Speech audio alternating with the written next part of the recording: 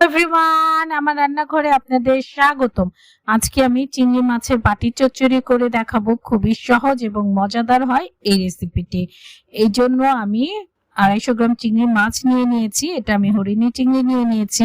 এখানে বড় ছোট সব সাইজেরই চিংড়ি মাছ মেশানো আছে। এখন চিংড়ি মাছগুলো আমি ভালোভাবে বেছে ধুয়ে পরিষ্কার করে নিব। এই যে আমি দেখেন ধুয়ে বেছে পরিষ্কার করে নিয়েছি। চিংড়ি মাছ আপনারা আপনাদের পছন্দ মতো যে কোনো চিংড়ি মাছ নিয়ে নিতে পারেন। এখানে আমি একটা বাটি নিয়ে নিলাম সিলভারের, এই যে ঢাকনাযুক্ত বাটি, অবশ্যই ঢাকনাওয়ালা বাটি লাগবে। এটা আমি বাটি চচ্চড়িটা করে নিব। এখানে আমি একটা ব্লেন্ডারের জারে দেখেন এই যে 3টা বড় সাইজের পেঁয়াজ বড় টুকরো করে নিয়েছি। আমি সব মশলাগুলো একত্র করে নিব, তাহলে কোনো ঝামেলা হবে না। এই দেখেন এখন ব্লেন্ডার জারে এই যে আমি পেঁয়াজ টুকরোগুলো দিয়ে দিলাম। এখানে আমি 6টা কাঁচামরিচ টুকরো করে নিয়েছি। আপনারা যারা ঝাল পছন্দ করেন না তারা এখানে 2টা দিবেন বা 1টা দিবেন। আমি 6টা দিয়েছি। আর এখানে মিডিয়াম সাইজের 2টা টমেটো দেখেন আমি কিউব করে কেটে নিয়েছি। আমি লাল টমেটো পাইনি, তাই যেটা হাতের কাছে পেয়েছি সেটা দিয়ে দিয়েছি। আপনারা অবশ্যই লাল টমেটো দিবেন। এখানে আমি ধনেপাতা কুচি দিয়ে দিলাম। লাল টমেটো দিলে তরকারির গ্রেভিটা দেখতে খুবই সুন্দর হয়। এখানে দিয়ে দিলাম 1/2 চা চামচ আদা রসুন বাটা, আর দিয়ে দিব এই যে 1/2 চা চামচের একটু বেশি হলুদ গুঁড়া। আর এখানে আমি শুকনা মরিচের গুঁড়া দিব 1/2 চা চামচ পরিমাণ, কারণ আমি কাঁচা মরিচ দিয়েছি, এটা মোটামুটি ঝাল হবে। এই যে 1/2 চা চামচ মরিচ গুঁড়া দিয়ে দিলাম। যারা ঝাল পছন্দ করেন এই রেসিপিটি অবশ্যই তাদের জন্য। এখন আমি দিয়ে দিব এই যে সামান্য পরিমাণ ধনে গুঁড়া আর স্বাদ মতো লবণ। এখন দিয়ে দিব এই যে তেলে রাখা জিরা 1/2 চা চামচ। এখানে আমি জিরাটা তেলে রেখেছিলাম। আর দিয়ে দিব 1/2 চা চামচের একটু কম কালো সরিষা, আপনারা সাদা সরিষাও দিতে পারেন। এখানে দিয়ে দিব সামান্য পরিমাণ চিনি, খুবই সামান্য পরিমাণ দিয়েছি যাতে ঝালের ব্যালেন্সটা আসে এবং গ্রেভি স্বাদটা দ্বিগুণ বাড়িয়ে দিবে। এখানে দিলাম পানি দিয়ে আমি পেস্টটা করে নিয়েছি।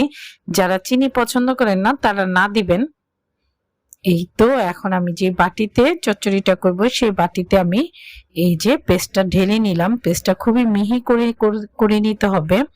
এখন এই যে একটা বড় সাইজের দেখেন আলু আমি গ্রেটার দিয়ে গ্রেট করে নিয়েছি, যাতে আমি আলুটা দিয়েছি গ্রেভিটা ঘন হওয়ার জন্য।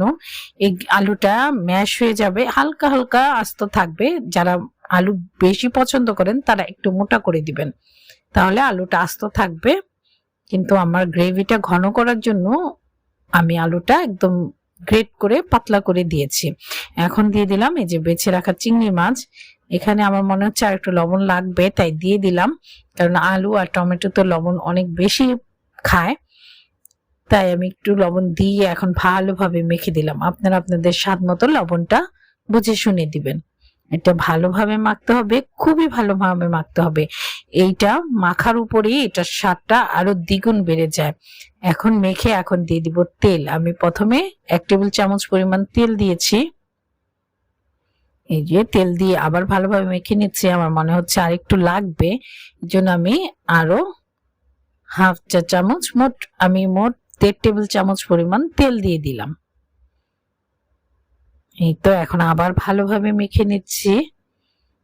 যে ভালোভাবে মেখে নেওয়া হয়ে গেছে, এখন আমি মশলাটা একদম সুন্দর করে এই যে দেখেন কেচে দিয়ে দিলাম। এখন দিয়ে দিব আস্ত 5টা কাঁচামরিচ উপর দিয়ে।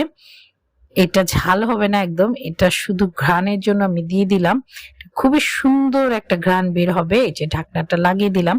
আর একটা হাঁড়িতে আমি যে গরম পানি করে একটা স্ট্যান্ড বসিয়ে দিয়েছি।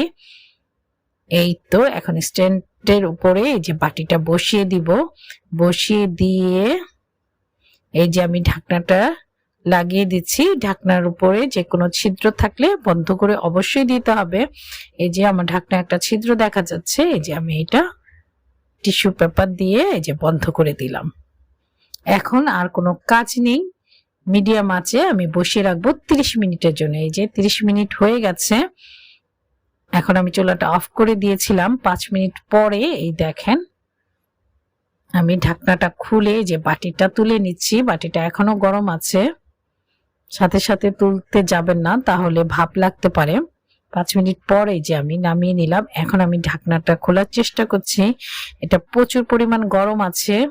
এই ঢাকনাটা খোলার সাথে সাথে যে সুন্দর একটা ঘ্রাণ বের হয়, একদম ঘরটা ভরে যায় ঘ্রাণে।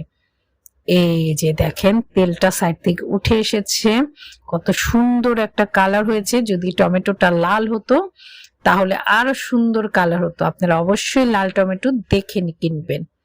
এই যে দেখেন তৈরি হয়ে গেল আমার চিংড়ি মাছের বাটি চচ্চড়ি। এটা দেখতে যত সুন্দর, এটা খেতে অসাধারণ মজা। এটা আপনারা পরোটা, রুটি, ভাত, মুড়ি সবকিছুর সাথে নিমিশেই খেয়ে নেবেন। পোলাওর সাথেও খেতে এটা দুর্দান্ত মজা লাগে। যারা এইভাবে করে দেখবেন, খেয়ে দেখবেন।